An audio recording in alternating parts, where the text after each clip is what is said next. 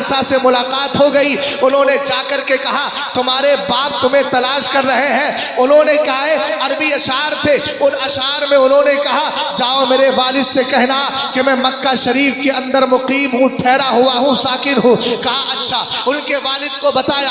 والد نے کہا اچھا گرفتار ہو گیا ہے میرا بیٹا. ان کے چچا کو لیا. چچا کو لینے کے بعد اس کے بعد تھوڑا سا مال لیا, فدیہ لیا. پہنچ گئے میرے سرکار علیہ السلام کی بارگاہ میں. کہنے لگے اب دیکھیے گا عشق کس کو کہتے ہیں, پیار کس کو کہتے ہیں. اسی پیار کی ترجمانی تو اعلیٰ حضرت نے کی ہے. انہیں جانا, انہیں مانا, نہ رکھا خیر سے کام. للہ الحمد میں دنیا سے مسلمان گیا.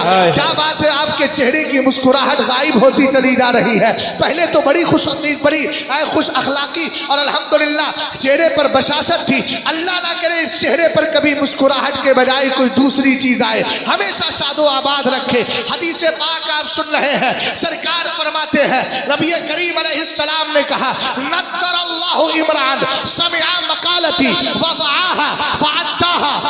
آقا کریم علیہ السلام نے فرمایا اللہ اس چہرے کو ہمیشہ تر و تازہ رکھے جس نے میری حدیث کو سن کر یاد کر کر دوسروں تک پہنچا دیا ہے. ہم تو سنی شعول عقیدہ ہے, حدیثیں پڑھیں گے بھی سنائیں گے بھی.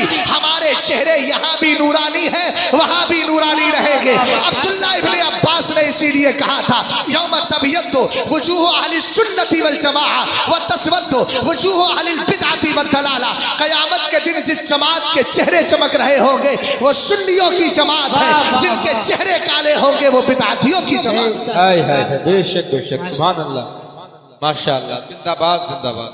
الحمدللہ رب العالمین.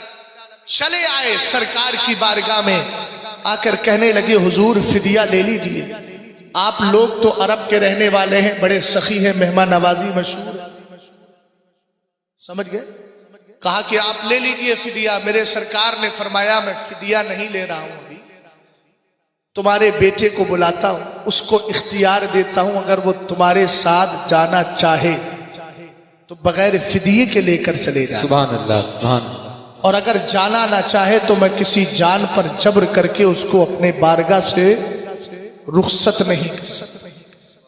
آ گئے میرے سرکار علیہ السلام نے فرمایا زید تمہارے ان کو پہچانتے ہو؟ کہا یہ میرے باپ ہیں, یہ میرے چچا ہے. کہا بلانے آئے ہیں, تمہیں اختیار ہے, جاؤ چلے جاؤ. انہوں نے اپنے باپ کو کیا جواب دیا تھا؟ اس کو عشق رسول کہتے ہیں. ہم کسی مولوی کی بنیاد پر اپنا عقیدہ خراب نہیں کریں گے, اس لیے کہ ہم نے کسی دنیا دار کا کلمہ نہیں پڑھا ہے, مدینے کے تاجدار کا کلمہ پڑھا ہے. ماشاءاللہ, بے شک. سمجھ گئے آپ؟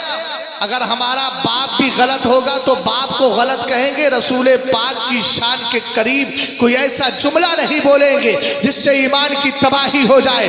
توجہ فرمائیے گا, سرکار نے ارشاد فرمایا زید ان کے ساتھ جانا چاہتے ہو؟ کہنے لگے نہیں جاؤں گا. ان کے باپ نے کہا بیٹا اگر ان کے پاس رہو گے تو غلام بن کے رہو گے, ہم فدیہ دے کے آزاد کرانے آئے ہیں. حضرت زید ابن حارثہ نے کہا پھر بھی نہیں جاؤں گا. کہا بیٹا سوچ لو, ہماری محبت آپ کو اپنے باپ کا پیار مل جائے گا. حضرت زید ابن حارثہ کا جملہ تھا کہ مجھے آزادی نہیں غلامی مصطفیٰ چاہیے.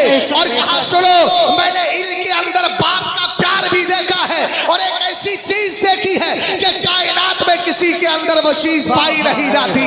رسول کریم علیہ السلام کی بارگاہ میں رک جاتے ہیں. ان کے باپ خوش ہو گئے, کہا بیٹا تم یہی رہو. سرکار کی بارگاہ میں جب آپ نے یہ کہا تھا میں نے ان کے اندر ایسی چیز دیکھی ہے جو دنیا کے کسی باپ میں نہیں دیکھی, تب میرے سرکار نے چھوٹے تھے نا گود میں اٹھا لیا. اٹھا کر کے سرکار نے ارشاد فرمایا آج سے تو میرا بیٹا ہو گیا ہے. سبحان اللہ, کیا بات ہے, ماشاءاللہ, سبحان اللہ, زندہ باد. وہ میرے سرکار علیہ السلام کے پاکیزہ صحابی ہیں ماشاءاللہ, جن کا عالم یہ ہے کہ اخیر وقت تک مصطفیٰ کریم علیہ السلام ہی کے ہو کر رہے. عشق کیا ہوتا ہے ذرا سنیے. عشق میں کبھی لالچ نہیں ہوتا. قوم بنی اسرائیل میں ایک بندہ اللہ کی بارگاہ میں سربا سجود تھا, 70 سال تک تقریباً عبادت کرتا رہا. آج تو کچھ لوگوں کا حال یہ ہے کہ نماز پڑھیں گے تو کوئی دیکھ لے ہمیں، تسبیح پڑھیں گے تو دیکھ لے ہمیں. ہم نے کہا ہم ریاکاری نہیں، مصطفیٰ کی وفاداری میں نماز پڑھیں. بے شک. اور اللہ وہی نمازیں قبول کرتا ہے جو عشق رسول کو سینے میں رکھ کے پڑھی جائے. سبحان اللہ. حق ہے. رسول کریم علیہ الصلوۃ والسلام کی بارگاہ کا اگر سیکھنا ہے تو آج میں بریلی کے مولانا احمد رضا خان کی بات نہیں کرتا، 4 اماموں میں حضرت مالک رضی اللہ تعالی عنہ کی بات کر رہا. سبحان اللہ. سرکار کی بارگاہ میں موجود تھے. ابو جعفر منصور کا نام سنا ہے؟ بہت بڑا بادشاہ گزرا. سرکار علیہ السلام کی بارگاہ میں اس نے آواز اونچی کی. اللہ. جیسی ہی آواز اونچی کی آپ نے فرمایا لا ترفع صوتک فی ھذا المسجد، اس پاکیزہ مسجد میں اپنی آواز کو اونچا نہ کر. واہ سبحان اللہ. کیوں؟ فإن اللہ تعالی ادب فقال، اس بارگاہ کا رب نے ادب سکھایا تو کہا یا ایھا الذین آمنوا لا ترفعوا اصواتکم فوق صوت النبی، اے ایمان والو اپنی آواز کو نبی کی آواز پر اونچا نہ کرو. بے شک. سبحان اللہ. اچھا ایک بات سمجھیں، حضرت امام مالک نے جب یہ بات بولی تھی تو سرکار کی قبر شریف تھی یا سرکار بظاہر تھے؟ بظاہر تشریف فرما نہیں تھے، چونکہ امام مالک صحابی نہیں ہے، تابعی ہے. بے شک. کیا ہے؟ تابعی ہے. لیکن کہہ کیا رہے ہیں؟ اے بادشاہ اپنی آواز کو مسجد نبوی میں اونچا نہ کر. پتہ چلا 4 اماموں میں جو ایک بڑا امام ہے دوسرے نمبر کا، جس کو امام مالک کہا جاتا ہے، ان کا عقیدہ بھی یہی تھا کہ سرکار قبر میں زندہ ہے. سبحان اللہ. سبحان اللہ. سمجھ میں آئی بات آپ کی؟ اچھا حضرت ام المومنین عائشہ صدیقہ کو سب جانتے ہیں؟ جی. ہم ایمان والوں کی ماں ہے نا.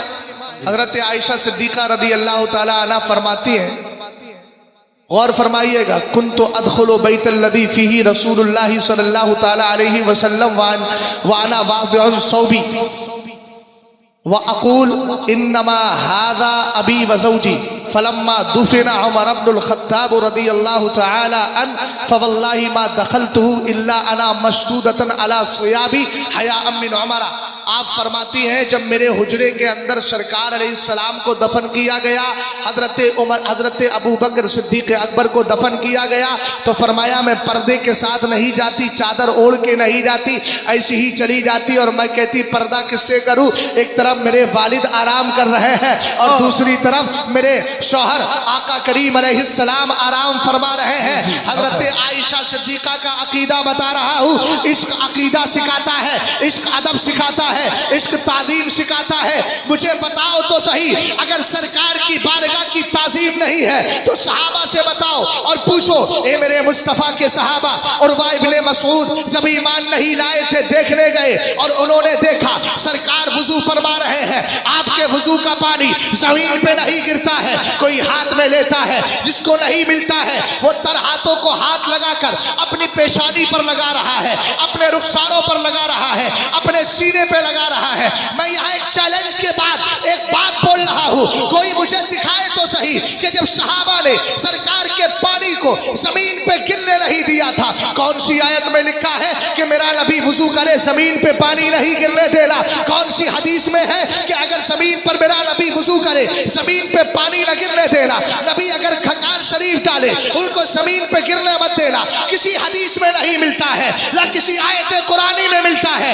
ہم نے کہا پھر آیا کہاں سے؟ پتہ یہ چلا عشق جب پیدا ہوتا ہے وہی ادب سکھا دیا کرتا ہے، وہی تعظیم سکھا دیتا ہے. جس دل کے اندر عشق نہیں ہوتا وہ یہی کہتا ہے یہ تعظیم نہ کرو، یہ نہ کرو، وہ نہ کرو. ہم نے کہا لڑنے کی ضرورت نہیں، تو اپنے سینے پر ہاتھ رکھ کے غور کر تیرے دل میں عشق ہے کہ نہیں. اگر نبی کی طرف جھکاؤ ہو، سرکار کے روزے سے پیار ہو، اگر نبی کی چادر سے پیار ہو، نبی کے وضو کے پانی سے پیار ہو، سرکار سے منسوب چیزوں کا ادب تیرے دل میں بیٹھ جا، تو اللہ کا شکر ادا کر کہ تو پکا مسلمان ہے. اور اگر تعظیم دل سے نکل گئی ہے تو پھر خیر منا، کہیں ایسا نہ ہو تیرا حال بھی اسی شیطان کی طرح ہو جائے کہ جس نے ادب آدم علیہ السلام نہیں کیا اس کو جنت سے بھی نکالا گیا. گیا اور اس کو ملعون بنایا گیا. پتہ یہ چلا تعظیم سے انسان بنتا ہے اور جس کے دل میں تعظیم نہیں ہوتی وہ شیطان بن جائے.